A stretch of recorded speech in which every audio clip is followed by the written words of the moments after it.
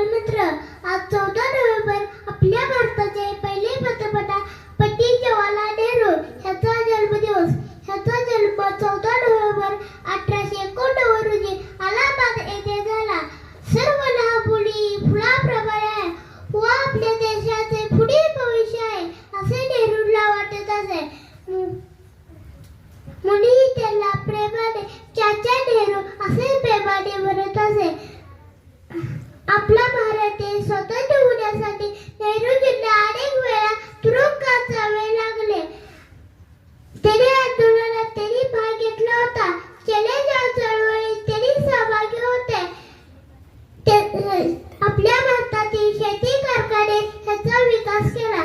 त्यांचे मुलावर खूप प्रेम होते म्हणून त्यांचा जन्मदिवस बालदिन म्हणून साजरी केला जातो. म्हणून त्यांच्याबद्दल म्हणावे असे वाटते, हा सूर्यरूपी तारा चमकी सर्व